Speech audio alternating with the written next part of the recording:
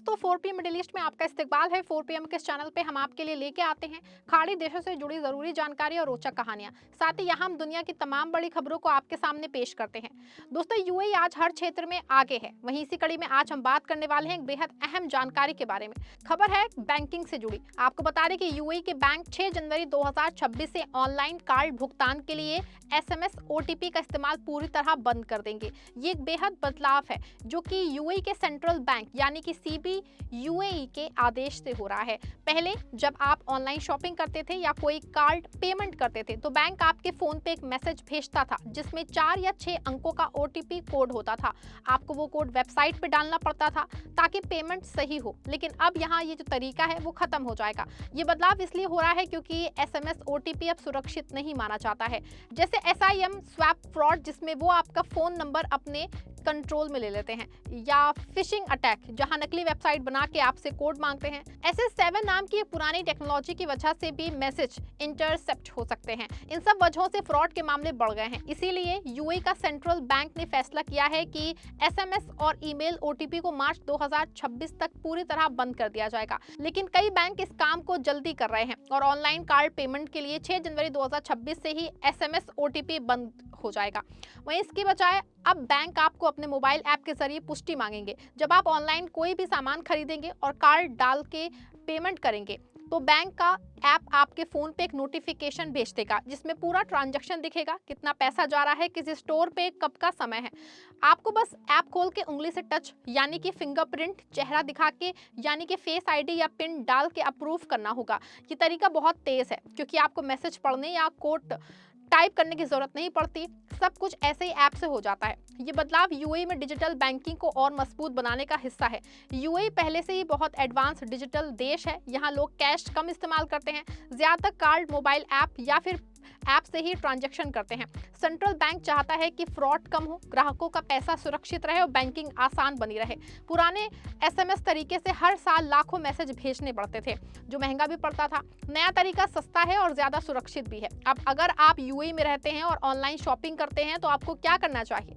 सबसे पहले अपने बैंक का ऑफिशियल मोबाइल ऐप डाउनलोड कर लें, जैसे एमिरेट्स, NBD, FAB, ADCB, मस्ट्रिक्स या कोई भी बैंक जहां आपका अकाउंट है।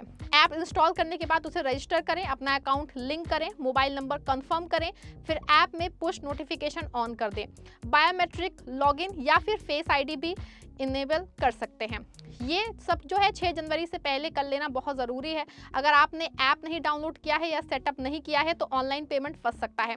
बैंक आपको बार बार मैसेज भेज रहे हैं कि जल्दी ऐप एक्टिव कर लें। अब ऐसे में कुछ लोग सोचते हैं कि ये बदलाव मुश्किल है, लेकिन असल में ये ज़्यादा आसान है। पहले आपको SMS का इंतजार करना पड़ता था, कभी नेटवर्क कमज़ोर होते थे तो मैसेज लेट हो जाता था या गलत कोड डालने पर ट्रांजेक्शन फेल हो जाता था। अब सब कुछ फ़ोन पे एक क्लिक में हो जाएगा।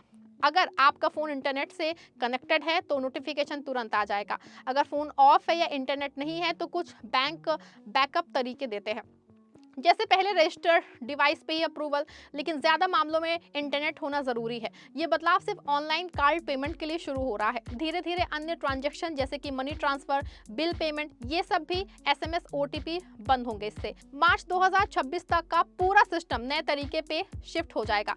यूएई दुनिया में सबसे पहले ऐसा बड़ा कदम उठा रहा है जहाँ SMS OTP को पूरी तरह हटाया जा रहा है। कई देश जैसे सिंगापुर, मलेशिया भी ऐसा कर रहे हैं, लेकिन यूएई ने इसे तेजी से लागू किया। ये बदलाव सिर्फ ऑनलाइन कार्ड पेमेंट के लिए शुरू हो रहा है। धीरे धीरे अन्य ट्रांजैक्शन जैसे कि मनी ट्रांसफर, बिल पेमेंट, ये सब में भी SMS OTP बंद होंगे। मार्च 2026 का पूरा सिस्टम नए तरीके पे शिफ्ट हो जाएगा। ऐसे में अब सवाल बनता है कि सबसे फायदा क्या है इससे? सबसे बड़ा फायदा सुरक्षा का है। ऐप में ट्रांजैक्शन डिटेल्स दिखती हैं, इसीलिए आप देख सकते हैं कि पैसा कहाँ जा रहा है। अगर कोई गलत ट्रांजैक्शन है तो आप तुरंत रिजेक्ट कर सकते हैं। बायोमेट्रिक चेक होने से कोई और आपका फ़ोन इस्तेमाल करके अप्रूव नहीं कर सकता। फ्रॉड के मामले बहुत कम हो जाएंगे, ग्राहकों को फ्रॉड से होने वाला नुकसान कम होगा, बैंक को भी कम शिकायतें आएंगी। कुछ चुनौतियां भी हैं, जिन लोगों के पास स्मार्टफोन नहीं है या ऐप इस्तेमाल नहीं करते उनके लिए मुश्किल हो सकती है। ऐसे में बैंक लिखित रिक्वेस्ट का पूरा तरीका जारी कर सकते हैं, लेकिन फ्रॉड होने पे बैंक जिम्मेदारी नहीं लेगा। इसीलिए ज़्यादातर लोगों को ऐप इस्तेमाल करना पड़ेगा। बुजुर्ग या टेक्नोलॉजी से कम वाकिफ लोग परिवार की मदद ले सकते हैं। बैंक भी हेल्पलाइन और ब्रांच में मदद दे रहे हैं। वहीं इस कड़ी में अगर बात की जाए भारत में डिजिटल भुगतान की, दुनिया पिछले कुछ सालों से तेजी से बदल गई है। आजकल ज्यादातर लोग कैश की जगह मोबाइल फोन से ही पैसे भेजते हैं और लेते हैं। इसका सबसे बड़ा कारण है यूनिफाइड पेमेंट इंटरफेस। यूपीआई 2016 में शुरू हुआ था, लेकिन 2025 से 26 में ये भारत की अर्थव्यवस्था का सबसे मजबूत हिस्सा बन चुका है। एनपीसीआई के आंकड़ों के मुताबिक साल 2025 में यूपीआई ने कुल 228 अरब ट्रांजैक्शन किए, जिसकी कुल वैल्यू लगभग 300 लाख करोड़ रुपए रही। ये 2024 के मुकाबले वॉल्यूम में 33% और वैल्यू में 21% की बढ़ोतरी है। 2025 का आखिरी महीना दिसंबर सबसे शानदार रहा। इस महीने यूपीआई ने 21.63 अरब ट्रांजैक्शन किए, जिसकी वैल्यू 27.97 लाख करोड़ रुपए थी। ये सब अब तक का सबसे ज्यादा मासिक रिकॉर्ड है। रोजाना औसतन 698 मिलियन यानी कि तकरीबन 70 करोड़ ट्रांजैक्शन हुए, मतलब हर सेकंड में हजारों पेमेंट हो रहे थे। दिसंबर में ही 29% ज्यादा वॉल्यूम और 20% ज्यादा वैल्यू बढ़ी, जो पिछले साल के मुकाबले है।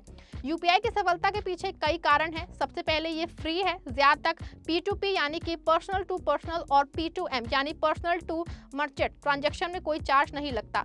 दूसरा ये तेज है, पैसे तुरंत ट्रांसफर हो जाते हैं। तीसरा QR कोड की वजह से छोटी छोटी दुकानें, चाय की टपरी, सब्जी वाले, किराना स्टोर तक डिजिटल पेमेंट पहुंच गया। 2025 में भारत में 70.9 करोड़ से ज्यादा एक्टिव यूपीआई क्यूआर कोड थे, जो पिछले साल से 21% ज्यादा हैं। गांव और छोटे शहरों में भी लोग अब यूपीआई से पेमेंट करते हैं। यूपीआई ऐप जैसे फोन पे, गूगल पे, पेटीएम, BHIM ने इसे बहुत आसान बना दिया है।